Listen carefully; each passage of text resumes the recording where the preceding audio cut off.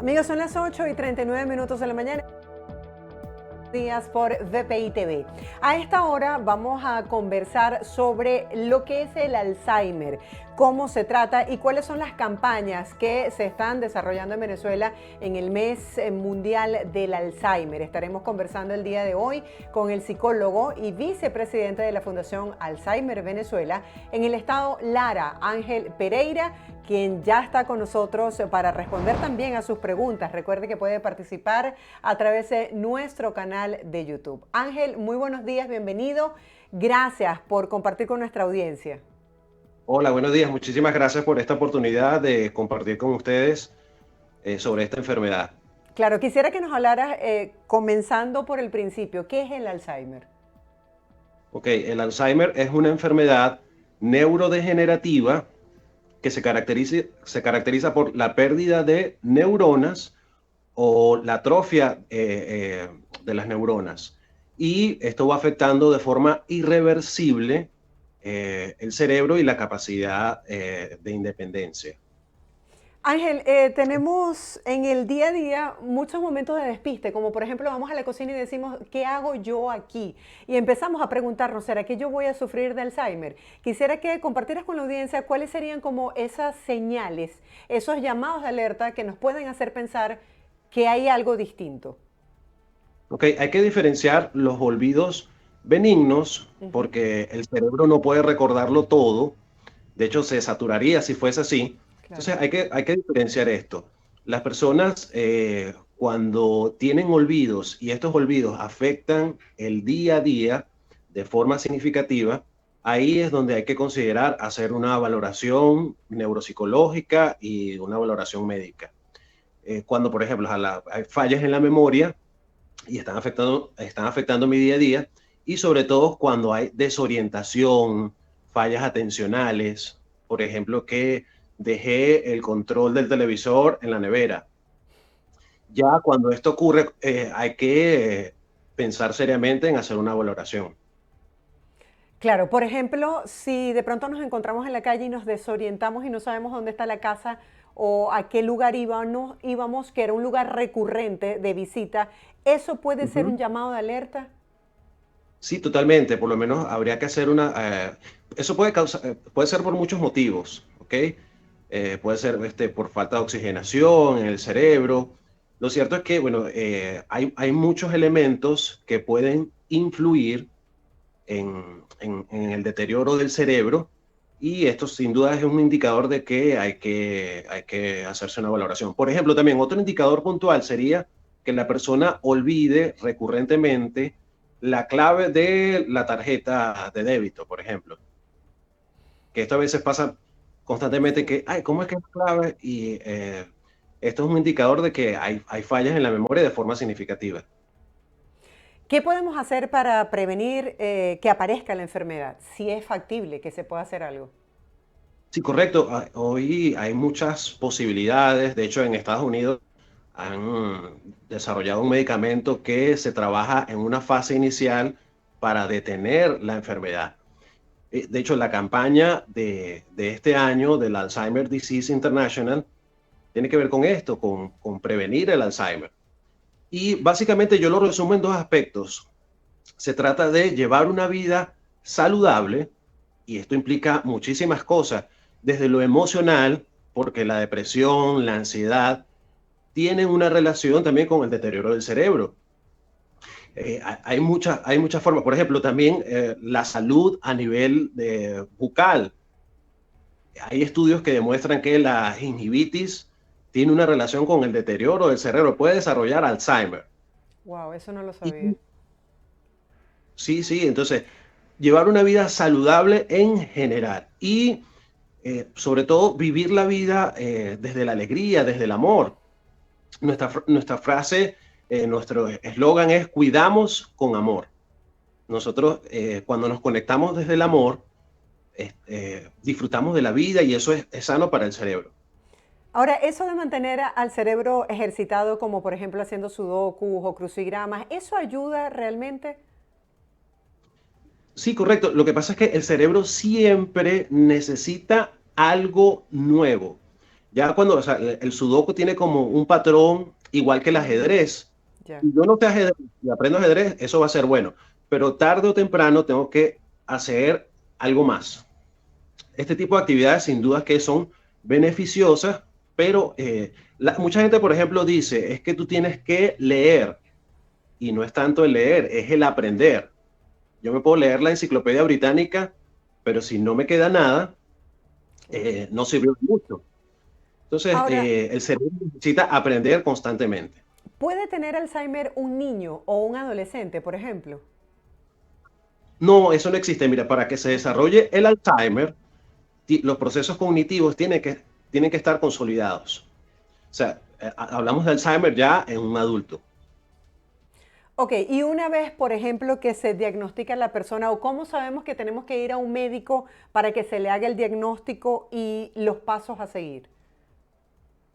Ok, como estaba mencionando, cuando el paciente ya tiene fallas recurrentes, por ejemplo, si hay cambios en la personalidad,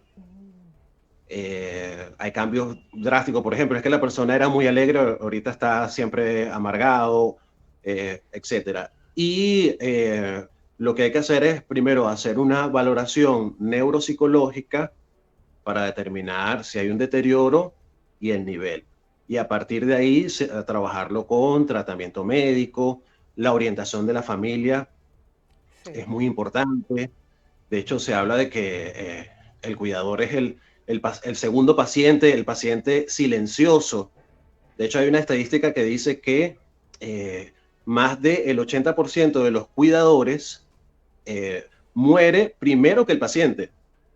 Es que es muy agotador física, mental y emocionalmente. ¿Cuál es, dentro de esta campaña que ustedes están desarrollando en Venezuela, el apoyo que le brindan a los familiares de un paciente con Alzheimer? Mira, de muchas maneras. Por ejemplo, nosotros acá hemos estado realizando donativos de medicamentos que aquí en Venezuela es significativo. Más o menos estos medicamentos para el Alzheimer, que generalmente se utiliza un protocolo muy particular, estaría alrededor de $40 más o menos. Y para las familias, por ejemplo, nosotros hemos hecho estos donativos y ha sido de mucha ayuda, o sea, están muy agradecidos por esto. Hacemos entrega de medicamentos, nosotros damos charlas, hicimos un taller recientemente de cómo cuidar al cuidador. El cuidador tiene que tener las herramientas necesarias para saber cómo manejarse a nivel emocional y cómo manejar las situaciones del paciente. ¿Cuáles Por ejemplo, serían esas nosotros, herramientas? por ejemplo, mira, tendría que tener un propósito muy claro, porque cuando el familiar dice, es que yo tengo que cuidarlo porque no me queda de otra, es mi papá y no, cuando no me queda de otra, ese pensamiento estresa aún más. Sí. Ya el simple hecho del día a día, eh, el paciente va a tener estrés, el estrés forma parte del día a día, pero ese pensamiento le añade más estrés a esa situación. Nosotros, por ejemplo, el manejo de las emociones, es importante que el paciente reconozca, desarrollar inteligencia emocional. Y las recomendaciones al cuidador sería básicamente eso, pues que no tiene que llevarle la contraria al paciente. Muchas veces el familiar quiere razonar, quiere entrar en razón con el paciente le dice, mire, tú me agarraste las llaves. Y el familiar dice, no, pero es que yo estaba afuera y no pude haberte agarrado las llaves, entonces el paciente se molesta, etcétera. Sí, Y muchas bueno, veces los familiares creen que el paciente no está consciente, pero en la medida que avanza la enfermedad, hay momentos de lucidez. Ese paciente está en capacidad de saber lo que le está pasando y puede deprimirse por saber hacia dónde va la enfermedad. sí, correcto. Bueno, he visto casos así que el paciente tiene momentos de lucidez y llega un punto que el paciente ya sabe que, o sea, tiene fallas en la memoria y, por ejemplo, cuando le hacen una pregunta para recordar, le da ansiedad y hay pacientes incluso que se pueden poner a llorar. Sí, que se Entonces, por eso, frustran. sí, correcto. Entonces, el trabajo es un trabajo de equilibrio. El familiar, la familia tiene que estar bien y el paciente también, incluso eso, desde el punto de vista de medicamentos, de ejercicios de estimulación cognitiva. Y ¿Qué hace bueno, el y medicamento? ¿Qué efecto tiene?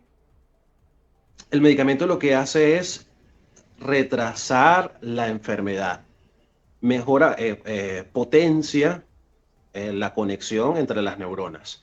Igual, porque por ejemplo, mi cerebro puede producir acetilcolina, que tiene que ver con la conexión neuronal, pero si yo me quedo todo el día viendo televisión, esto igual va a deteriorar mi cerebro. Entonces, el medicamento junto con los ejercicios de estimulación es lo que permite que el paciente se mantenga en una fase determinada. Ustedes tienen una campaña que se llama Nunca es tarde. Me encanta el nombre porque transmite un mensaje. Un televidente pregunta que si es genética la aparición del Alzheimer, pero quisiera que englobaras esta campaña, por supuesto, con la pregunta que nos acaba de hacer el televidente por YouTube. Ok, sí, nunca, el eslogan es nunca es demasiado pronto, nunca es demasiado tarde. Tarde.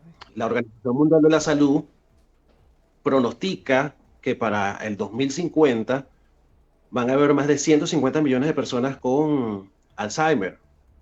De hecho, hace un par de años, el eslogan es para concientizar, el eslogan era, cada 3 segundos en el mundo una persona desarrolla demencia. Entonces, el factor hereditario es muy bajo, el porcentaje en realidad es muy bajo. La mayoría de los casos tienen que ver con el estilo de vida. Entonces, nunca es demasiado pronto porque si está un joven escuchando que su abuela tiene Alzheimer, ese joven puede hacer muchísimas cosas, cambiar su estilo de vida para prevenir el Alzheimer. Nunca es demasiado tarde porque se diagnostica el Alzheimer, se pueden hacer muchísimas cosas, actividades, rutinas que ayuden al paciente. Entonces la campaña está enfocada en concientizar que se puede prevenir y retrasar el Alzheimer.